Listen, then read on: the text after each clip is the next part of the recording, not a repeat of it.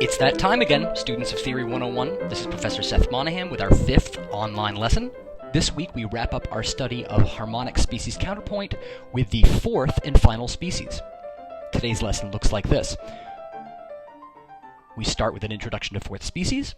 We then move into a workshop where we do some analysis and some composition, and then we'll have a brief summary at the end. So moving on to 4th species now. 4th species is different from the ones that precede it in that it doesn't merely add new non-chord tones. It also involves a new treatment of non-chord tones.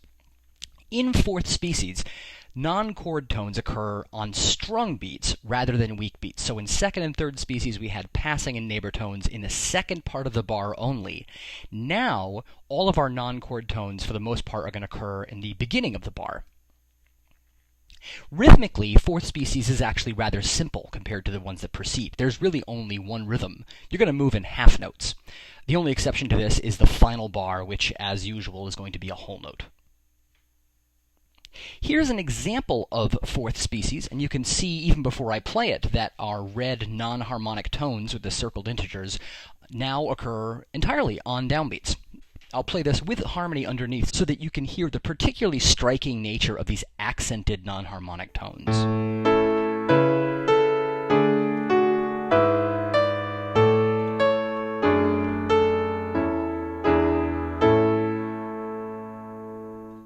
From the annotations above the score, you can see that there are actually 4 new types of non-chord tones. There's the accented neighbor, the accented passing tone, the suspension, and the appoggiatura.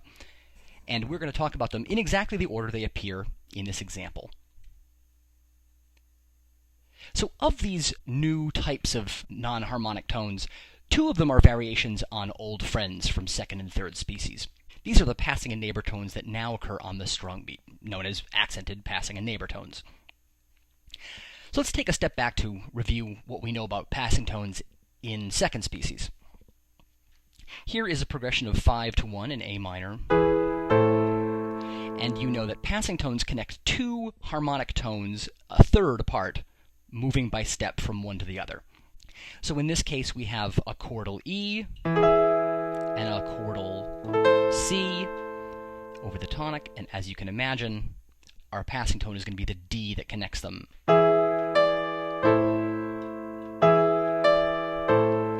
And that non-harmonic D occurs as a 7th over the bass. It is not part of the 5 triad underneath it.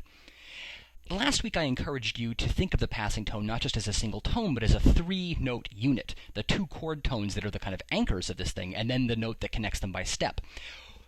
I want you to still think about it in that way, but now there's a metric shift. Watch what happens here. We're going to take that entire unit and simply move it 1/2 bar, creating a rather different musical effect. This is now an accented passing tone, labeled AP. And you'll notice now the interval underneath it has changed because the D is no longer above the E in the bass. Now it's above the A in the bass. So where previously we had... Now with the metric shift we have... Play it again. It's a more striking sound. That non-harmonic tone is drawing much more attention to itself by virtue of being on a strung beat. We see something similar with the neighbor tone. Once again, we have a progression here, moving from 1/6 to 6. And as you know, in 3rd species, neighbor tones are going to connect downbeats that are the same note, both chord tones, and we would move by step away and back again. So, or in 3rd species, we would have this.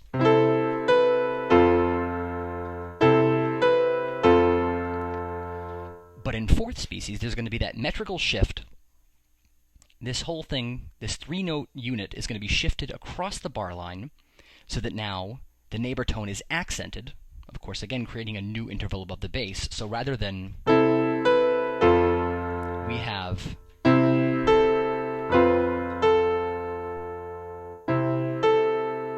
it's a different and perhaps more expressive sound. Let's review a couple of things that are common between 2nd and 3rd species and 4th species. Regardless of whether your passing tones are on a weak or a strung beat, and in 4th species they'll normally be on a strung beat, you're going to move in by step and out by step. That's how passing tones work no matter where they fall. And in fourth species, we're usually going to prefer passing tones that occur with a downward motion rather than an upward motion. The idea being that these accented non-chord tones create a very tense moment, and that tension needs to be relaxed with a motion downward. The dissonant D wants very much to resolve downward into C. And then with neighbor tones, once again, we're dealing with an in-by-step, out-by-step situation. There is no leaping involved with neighbor tones, no matter where they fall. And in fourth species, we're going to usually prefer upper neighbors. And why do we prefer upper neighbors? Because upper neighbors, once again, resolve downward. Again, in fourth species, there's this preference for these pointed non-chordal tones, which are usually dissonant against the chord, to resolve downward. There are also two brand new non-chord tones, the first of which is the suspension.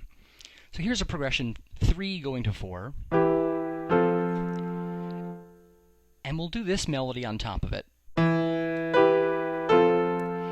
The idea of the suspension is that you create an accented dissonance by taking a note which is part of the previous chord and holding it over the bar line, suspending it, that's where the name comes from, so that for a moment, before it moves to the chord tone in the next chord, it hangs there as a non-chordal dissonance. So rather than, we now have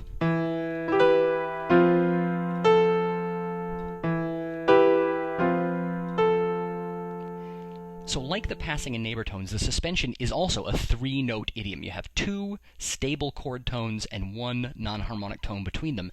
The difference is that this time, that non-harmonic tone in the second position is going to be the same note as the harmonic tone in the first position. You take a stable chord tone, you suspend it over the bar line, it becomes a dissonance, and then it resolves downward by step. The last non-harmonic tone we're going to add in fourth species is called the appoggiatura. In some textbooks it's called the accented incomplete neighbor tone, but I think we'll use the Italian term because it has a little more panache and it's a little bit shorter, amazingly. The appoggiatura is the non-chord tone that has the freest treatment in any of the species. Let's imagine, once again, we're going with a typical purely chord tone motion across the bar line here from a 4-chord.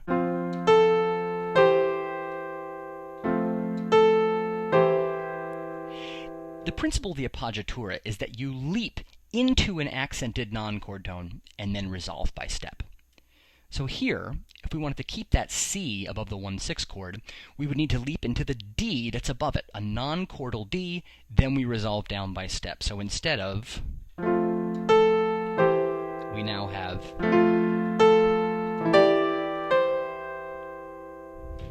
it's abbreviated APP. Don't confuse APP, the appoggiatura, with AP, which is accented passing tone. I want you to really take note about what differentiates the appoggiatura from all the other non-harmonic tones we've seen. Once again, this is the only non-harmonic tone, passing tones, neighbor tones, suspensions, the only one that uses a leap. In the appoggiatura, we leap into the chord tone. And I think of this as a 2-note rather than 3-note idiom because you can leap from anywhere. We leapt here from an A into the D, but we could just as easily have leapt from an F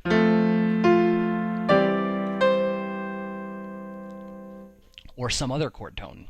What's critical is that your appoggiatura resolves down by step. You move out of the appoggiatura by step. You have a tension, you have to release it with a controlled stepwise motion. So with both the suspension and the appoggiatura, we prefer downward resolutions, just like our accented passing and accented neighbor tones. So here's a few other points. A big picture summary of what we've just seen is that when resolving non-harmonic tones in fourth species, we prefer downward motion, always by step. I'm going to say, and this is based on my experience of what sounds good and what doesn't, that you can do an upward resolution of your non-harmonic tones, provided that it's a semitone. So, for instance, using an accented passing tone moving upward, or a lower accented neighbor rather than an upper accented neighbor.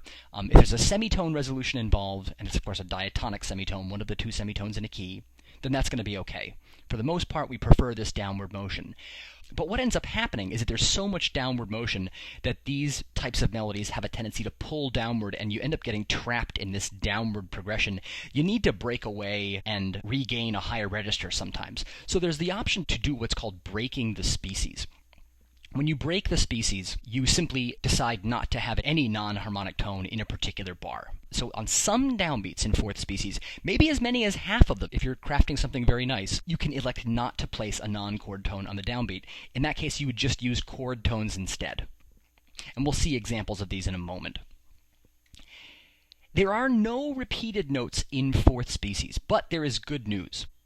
There's what's called the consonant suspension. It's related to the suspension that's the accented non-harmonic tone, but it's a little bit different. Here we have a situation that I would forbid in fourth species, which is a repeated note. I don't want you to repeat notes, but you can tie chord tones across the bar to other chord tones if you like. So I'm kind of saying you can't repeat notes, but really you can. What the consonant suspension does is just hold a note that's part of one chord into a common tone in the next chord. So it's prepared via tie, just like a regular suspension, but it differs from a dissonant or non-chordal suspension in that you can leave it however you like. Because this second C, the tied C here, is part of the chord. It's not a dissonance or a non-chord tone that needs to resolve by step in a controlled way. You can just leap away from it. I could have leapt down to a low E. I could have leapt down to an A, although it would give us octaves, which would kind of stink. The consonant suspension is not a non-harmonic tone, and therefore you're not bound to resolve it by step. So now that we know the basics of fourth species and the four types of non-harmonic tones we'll use, let's move into a workshop. The first thing I want to do is make sure that you're comfortable identifying these four new types of non-harmonic tones. So I'm going to give you an example, and I'm going to use some or all of our four new non-harmonic tone types: suspensions, appoggiaturas, accented passing tones, and accented neighbors. Notice here that there are 5 non-harmonic tones in the example, all on downbeats, as we would expect in fourth species. There's one bar where I break the species, that's in the 5th bar. Notice that I have just simply 2 chord tones there. I'll play the example for you, and then you can pause the video, then identify the intervals created by the non-harmonic tones and what types they are. So here's the example played.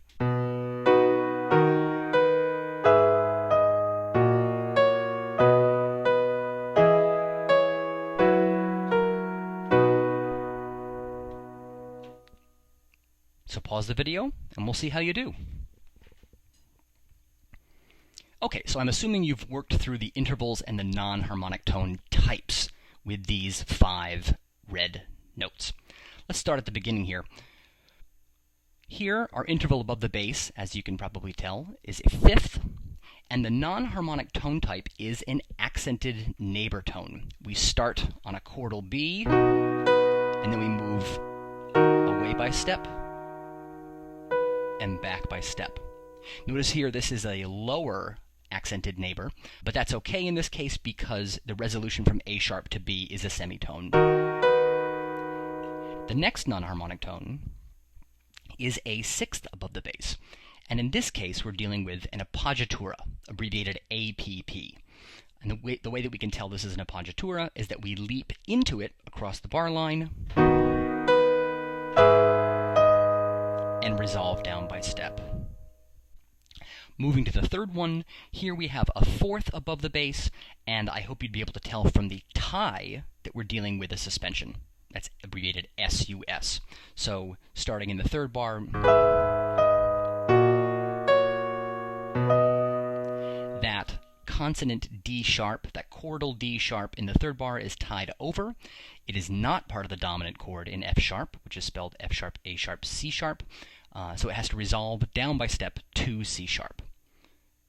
Next one is a 7th above the bass, which is of course non-chordal in a 2/6 chord, the notes of which are C sharp, E, and G sharp.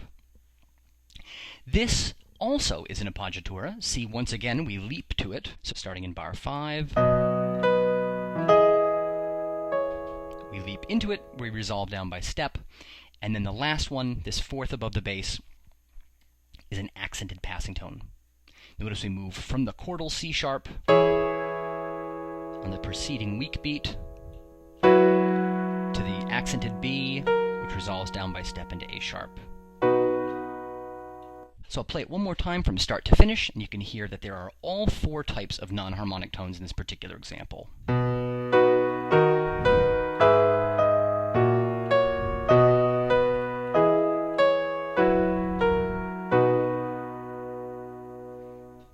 For the next part of our workshop, I'm going to move into Sibelius, where we're going to work on a fourth species example from start to finish. Okay, so here we are in Sibelius, and as you can see, there is a bass line with Roman numerals here. Let me play it for you.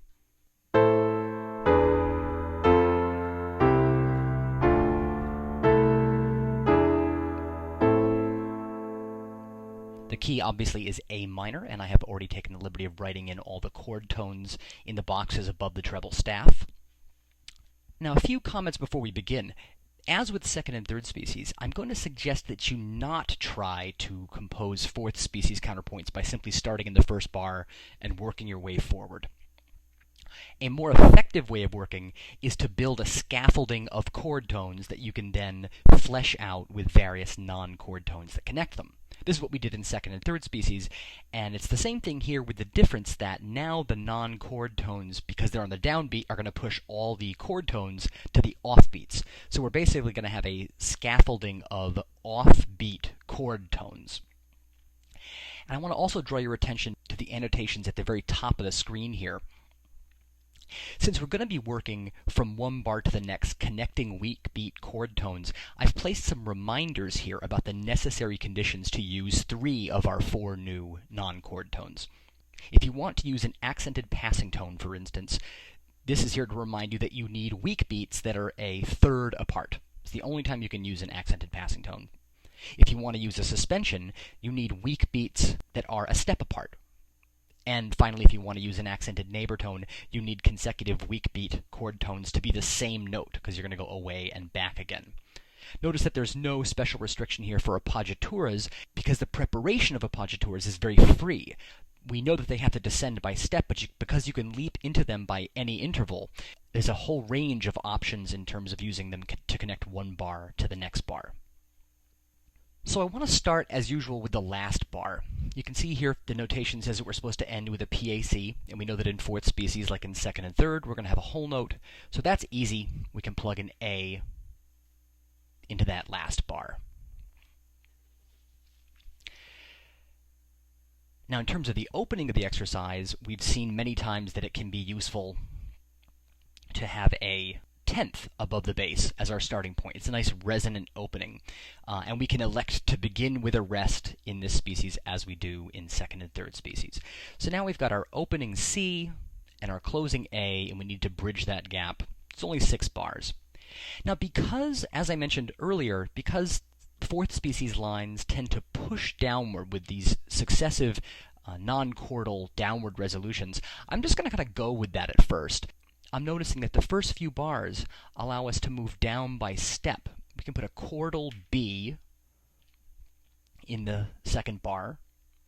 We can put a chordal A in the third bar, and a chordal G in the fourth bar, and even keep going to a chordal F in the fifth bar.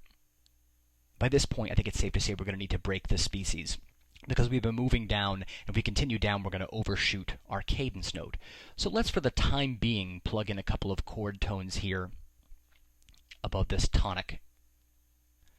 And then, let's say, plug in a chordal B in the second to last beat. So this scaffolding, which again is all harmonic tones, these are all chord tones, sounds like this.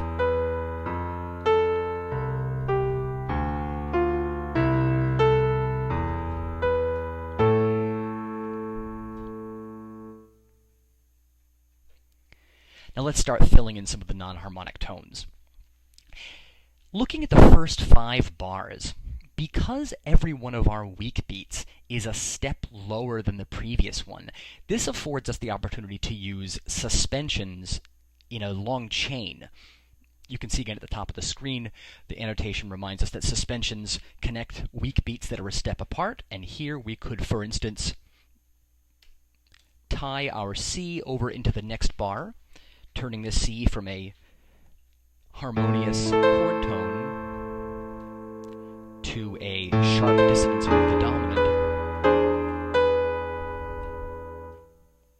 And we can actually continue doing that from bar to bar, suspending each note over the bar line, all the way down to the 5th bar.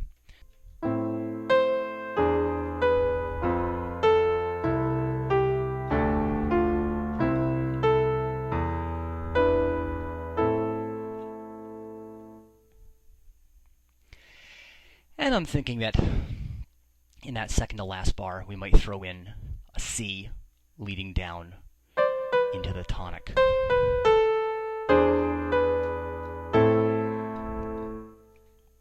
That C, of course, would be in appoggiatura because we leap into it from the previous bar. Now, this is a reasonably decent solution, but there's a couple things that bother me about it. First thing that bothers me about it is that there are too many suspensions, or rather it gets kind of predictable to keep going down bar after bar after bar, so I'm going to want to break that up. And then my other concern is that there's really no climax. We start on a high C and we end with a gesture that goes from that high C down to A, but it never peaks. There's never a highest note, and it's good to work toward that.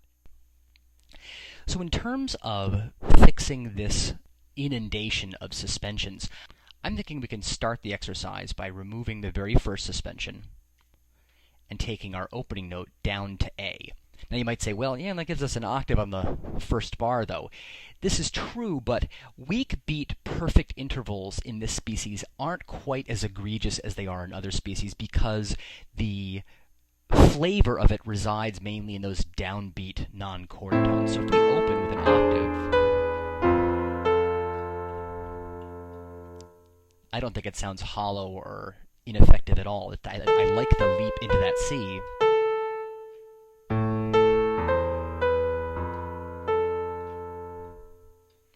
And, of course, that means that the C in bar 2 is no longer a suspension, it's an appoggiatura. Now, I like the suspension into the 3rd bar. Maybe I'll even get rid of the suspensions in the 4th and 5th bars as well. I'd like to try this. Get rid of that suspension, and then break the species. Notice now in bar 4, we're using just chord tones, and that we're now leaping into the non-chordal G in bar 5, so that now, once again, we've turned what was previously a suspension into an appoggiatura in bar 5. So far our line sounds like this now.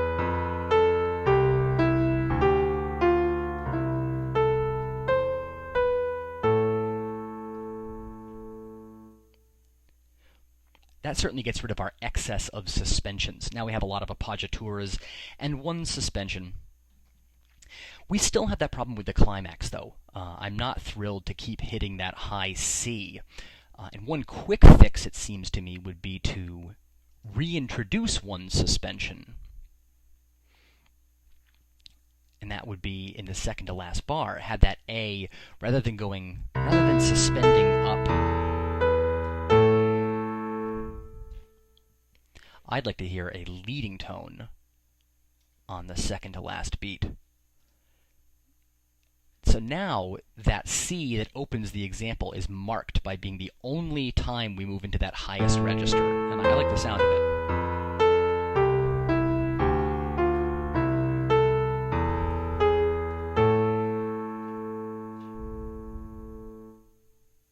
So this is a good solution, but so far we really haven't used anything other than appoggiaturas and suspensions. It would be nice to try out an accented passing tone or an accented neighbor here. Now with the scaffolding that we have, I don't see any opportunity to use an accented neighbor because none of our bars have identical weak beat chord tones. But I do see one opportunity to include a passing tone. I'm going to get rid of this suspension into the second to the last bar, and I'm going to switch the place of these chord tones rather than having E go up to A, I'll have A go to E. And then E will move into an F sharp, which will be an accented melodic minor passing tone connecting the chordal E above tonic and the chordal G sharp above dominant. So now the last three bars sound like this.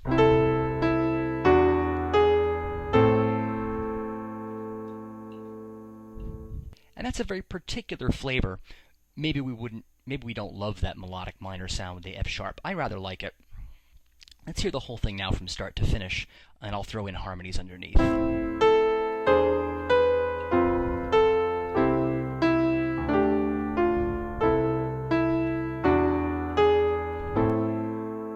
Sounds good to me. All right, let's wrap up with a summary. In fourth species, all non-harmonic tones, for the most part, are going to occur on strong beats. There's going to be the occasional exception, which I'll talk about in a bullet point below. But as a rule, what makes fourth species is that you have these four types of accented non-chord tones.